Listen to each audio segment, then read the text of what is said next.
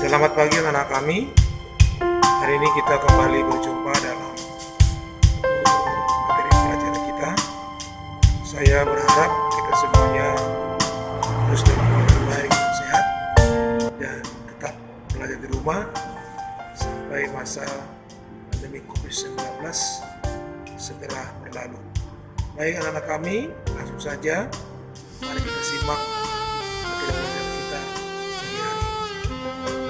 Dalam buku cetak di halaman 122 bab 19 yang berjudul Allah Pembaru Kehidupan Kita akan membahas topik ini ya, dan kita bisa membaca untuk mendukung judul pembahasan kita dalam kitab Kejadian 1 ayat 3 sampai 24, Roma 3 ayat 23. Dikatakan bahwa karena semua orang telah berbuat dosa dan telah kehilangan kemuliaan Allah. Inilah yang menjadi acuan kita tentang judul Allah Pembaru Kehidupan umat manusia. Yang pertama kita akan lihat itu pengertian dari kata pembaru. Itu kata pembaru menunjukkan sesuatu yang sudah usang, tidak layak pakai, sudah kadaluarsa atau lewat masa pakainya, bahkan sudah rusak sehingga perlu diperbaiki, ditingkatkan kemampuannya atau digantikan dengan yang baru. Pembaruan kehidupan adalah proses yang bersifat dinamis dan konstruktif. Dinamis karena prosesnya bergerak maju menuju kesempurnaan, tetapi juga konstruktif karena sifatnya memajukan dan membangun sehingga jadi lebih bermakna, yaitu proses yang terus berjalan agar sampai menuju kesempurnaan dan kesediaan pemilik kehidupan untuk mengalami pembaruan. Allah disebut sebagai pembaru kehidupan umat manusia, yang artinya bahwa Allah melakukan tindakan atau proses pembaruan itu di dalam kehidupan manusia dan juga alam semesta. Dalam Yesus 4 ayat 23, di sana disampaikan bahwa Allah membaharui kehidupan manusia secara total, baik terhadap roh dan pikiran manusia. Artinya bahwa Allah melakukan pembaruan dari dalam sampai keluar sehingga terjadi pembaruan yang secara total. Dalam Roma 12 ayat 2 mengatakan di sana, janganlah kamu menjadi serupa dengan dunia ini, tetapi berubahlah oleh pembaruan akal budimu, sehingga kamu dapat membedakan manakah yang baik dan yang berkenan kepada Allah dan yang sempurna. Kejatuhan manusia ke dalam dosa diawali adalah saat Adam dan Hawa yang melakukan pelanggaran, menunjukkan ketidaktaatan dan pemberontakan kepada Tuhan, yang menyebabkan mereka jatuh ke dalam dosa, dan akibatnya manusia diusir dari Taman Eden. Hubungan antara Allah dan manusia menjadi rusak dan kehidupan manusia dikuasai oleh dosa. Itulah sebabnya apa yang terjadi akibat dari dosa saat Adam dan Hawa melakukan dosa, melanggar aturan, mereka tidak taat kepada Tuhan. Yang pertama, bahwa perempuan mengalami banyak kesusahan ketika mengandung dan kesakitan ketika melahirkan anaknya. Inilah akibat dosa yang pertama. Yang kedua adalah tanah menjadi terkutuk dan akan menghasilkan semak duri dan rumput. Itulah sebabnya manusia begitu sulit untuk mengolah tanah dan supaya manusia tetap bisa bertahan untuk hidup sampai sekarang ini. Yang ketiga adalah bahwa manusia bersusah payah mencari rezeki seumur hidupnya. Ini juga adalah akibat dari dosa yang dilakukan oleh manusia.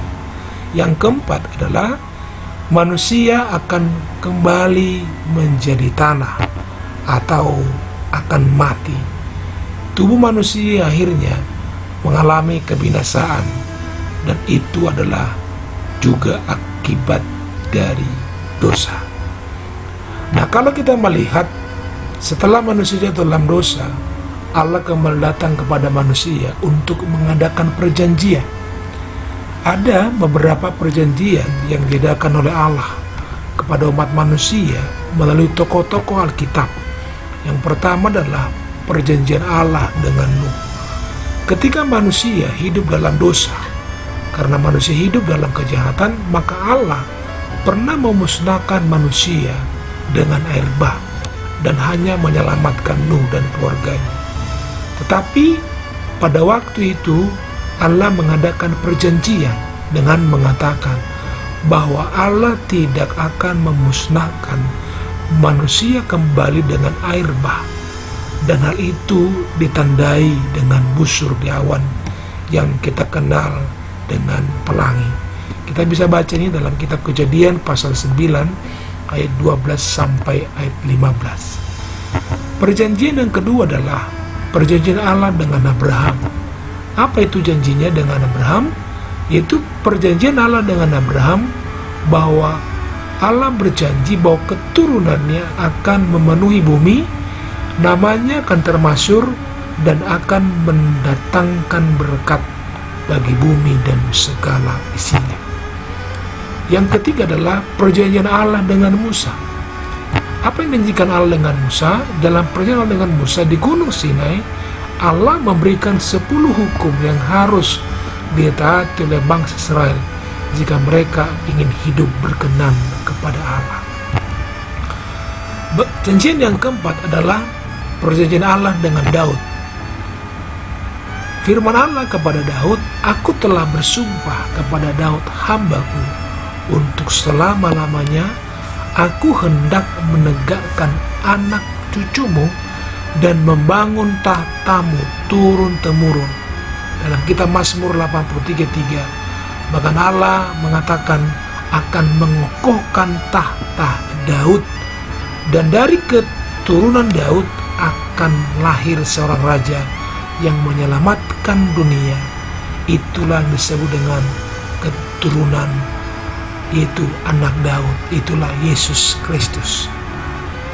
Kemudian perjanjian ini terus diulang oleh Allah, bahkan kepada nabi-nabi juga Allah berjanji, yaitu bahwa ikatan perjanjian Allah diulangi kembali melalui nabi-nabi yang semakin jelas menubuatkan penyelamatan Allah terhadap manusia, yaitu melalui Yesus Kristus. Nah, inilah janji Allah yang dikerjakan oleh Allah untuk mengadakan pembaruan, pemulihan di dalam kehidupan manusia yang berdosa, yaitu melalui anaknya Tuhan Yesus Kristus yang disebut juga dengan anak Daud.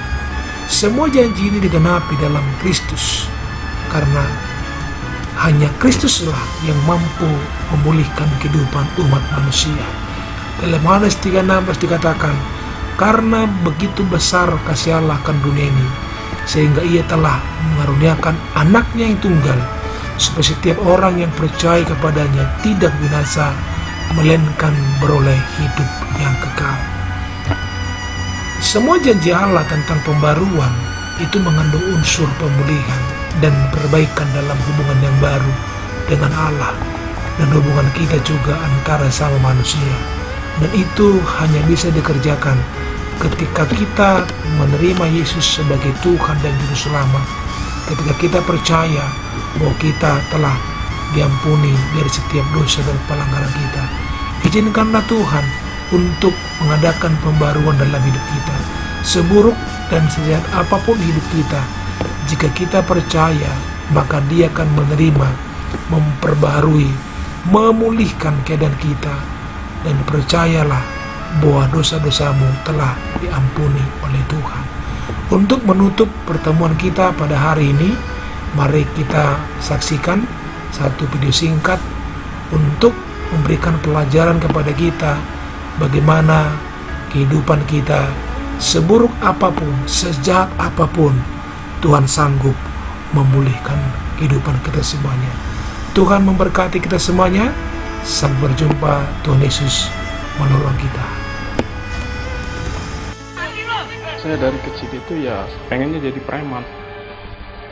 Ya kalau saya sudah jabut pisau itu, orang itu harus saya tusuk. Kalau nggak saya tusuk, badan saya sendiri saya tusuk. Orang tua saya kan nggak terlalu memperdulikan anak-anaknya. Penjudi mama saya itu penjudi berat. Waktunya itu habis di judi aja. Ya kita kan jadi anak terlantar, nggak diurusin sama orang tua. Malang benar nasib Ciming. Bukannya mendapat perhatian dan kasih sayang, malah kekerasan yang dia terima. Dengan kekerasan perhatiannya itu, bukan dengan kelemah lembutan.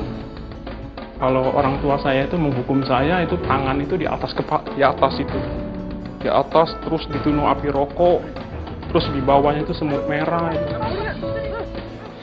Saya sangat nggak kuat waktu orang tua saya menyiksa saya itu saya juga mungkin ada sesuatu kelainan Pak, itu sangat dahsyat. Badan saya itu dipukul dengan apapun itu nggak ada rasa. Waktu saya kecil itu orang tua saya itu mungkin mau membunuh saya, hingga saya itu dimasukin karung, itu dicemplungin ke air.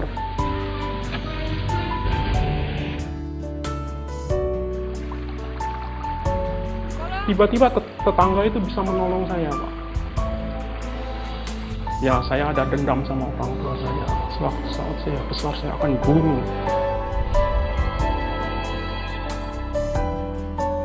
Akibat tidak mendapat perhatian dari orang tuanya, Ciming terlibat dalam pergaulan yang merusak kehidupannya. Ya, kita ya hidup bergaul sama lingkungan yang kurang baik. Jadi kita belajar kejahatan di sana itu kan, seperti mencuri, ya, menodong. Wah, memang bukan salah orang tua karena memang kelakuan kita buruk. Akibat pergaulannya, Ciming menjadi seorang yang sangat kasar dan jahat. Bahkan di usia 13 tahun, Ciming sudah nekat menikam lawannya. Saya memang ada bawa pisau. Bawa pisau itu saya mau cari orang. Teman saya itu dipinta duit itu langsung saya hajar. Jadi yang saya hajar itu preman. Jadi mereka mau cari saya itu sampai ketemu. Kalau ketemu itu saya pasti mati dibunuh. Saya lari ke Lampung. Dalam pelariannya, bukannya kesenangan yang dia dapat, sebaliknya penderitaan yang ia rasakan.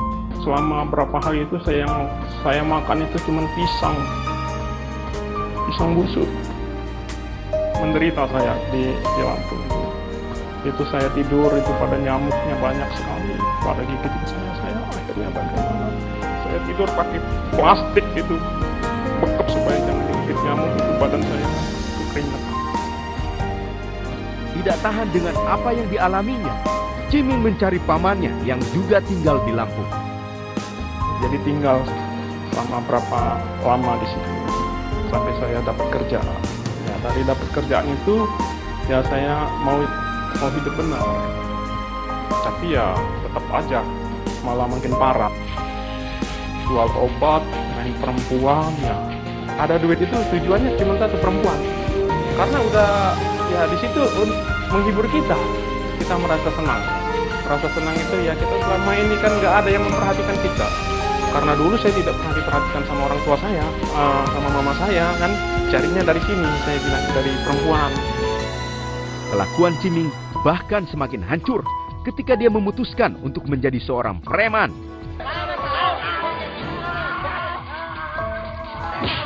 Kalau saya orangnya nekat. Kalau ada di lingkungan saya diganggu orang, saya akan datangin preman itu, Pak. Yang penguasa itu. Saya datangin, malam-malam saya ketok pintu. Maunya apa? Ini mereka takluk dengan keberanian kita ini. Lo jangan macam-macam sama gue. Mati. Berarti Yang paling parah teman saya ditusuk pahanya itu. Ya saya tusuk lagi yang lain itu kan ya. Bahkan dalam sebuah perkelahian, Ciming tidak segan-segan menghujamkan belatinya kepada lawan. Ya kalau saya sudah jabut pisau itu, orang itu harus saya tusuk. Darahnya itu saya jilat. Kalau saya sudah jilat itu saya merasa puas. Saya mati paling nggak di ujung keris, di ujung peluru. Semua kegilaan dan kenekatan Ciming bersumber dari sebilah keris bertuah yang dimilikinya. Keris itu kecil, cuman memberi tanda sesuatu. Orang itu mau niat jahat itu ada tanda, Pak, dari keris itu, Pak. Klotak. Jadi urap saya ini pada naik semua. Jadi kalau keris itu udah nempel di sini, itu satu kampung mukul kita itu nggak ada rasa, Pak. Dipukul kena, tapi nggak ada rasa. Tapi kalau kita mukul orang, ketapar orang. Saya juga heran, pernah terjadi. Dikeroyok, dan badan saya dikeroyok. Ketapar mereka, kabur semua. Kebrutalan Ciming memang sudah keterlaluan. Dan akibat perbuatannya, Ciming harus mendekam di dalam penjara. Namun justru di dalam penjara, sesuatu yang lebih gila dilakukan. Mungkin pengaruh obat ya, Pak, ya. Saya juga nggak sadar itu waktu saya di dalam penjara itu, badan saya itu saya gigit, saya isap darahnya. Waktu saya sudah isap darah itu, kayaknya sangat rileks sekali. Dalam penjara, Ciming terus saja menghisap darahnya sendiri karena kecanduan. Sampai akhirnya Ciming bebas lewat bantuan kerabatnya. Nah, setelah saya keluar itu kayak orang keluar dari penjara itu melihat dunia itu ya mungkin waduh sangat luar biasa dunia ini. Saya rasa itu waduh, saya pengen hidup benar, saya nggak mau lagi berbuat yang seperti itu lagi.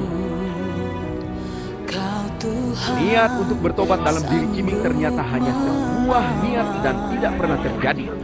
Ciming tetap saja kembali pada profesinya sebagai preman.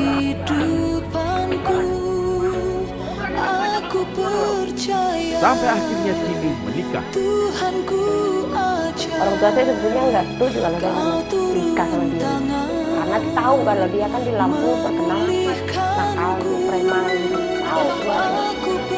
Saya sebetulnya banyak yang mau sama saya gitu, nggak tahu kenapa dia suka sama dia gitu. Wah, saya menikah sama istri saya untuk kekerasan rumah tangga kita nggak ada, karena saya pikir ya waktu saya lagi nggak punya duit, istri saya ini mau sama saya nggak mau bikin kekerasan sama dia. Tapi jiwa saya itu untuk berantem gele OBK itu masih ada, Pak. Judi masih ada. Sampai istri saya itu ngubur-ngubur saya pakai sapu. Saya kejar dia, tahu dia judi orang lagi sibuk, sapu gagang di sapu, saya kejar dia tuh lari dia. Saya kabur aja, ngapain ngeladenin perempuan?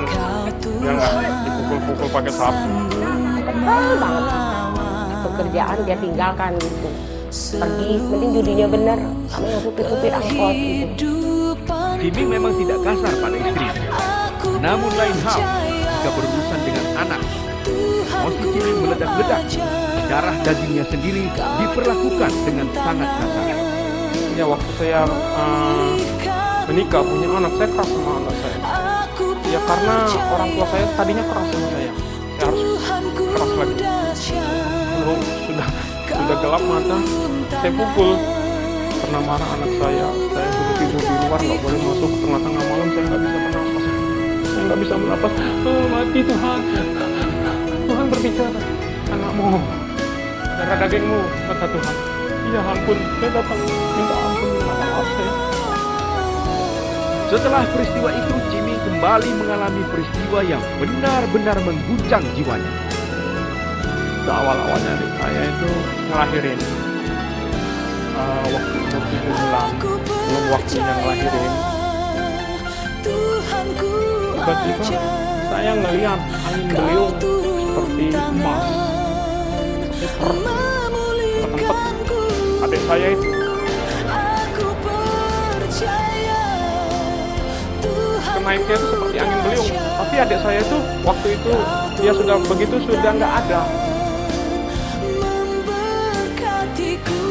Setelah pulang dari Lampung, Ciming teringat peristiwa yang dialami adiknya ketika adiknya meninggal, dan sebuah pertanyaan mulai menghantui hidupnya.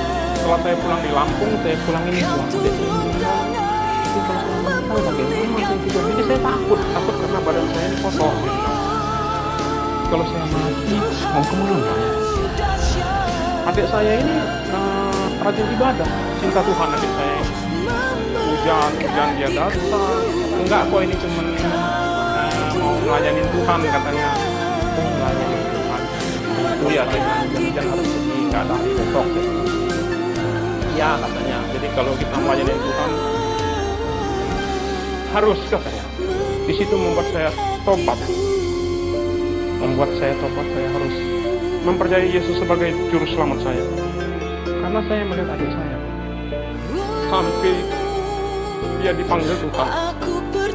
Teladan hidup adiknya telah membawa Ciming pada sebuah keputusan untuk percaya kepada Tuhan. Dan setelah beberapa minggu mengikuti ibadah, keyakinan Ciming semakin mantap ketika mendengar sebuah ceramah di sebuah gereja. Karena di luar aku kamu tidak bisa berbuat apa-apa, kata firman Tuhan.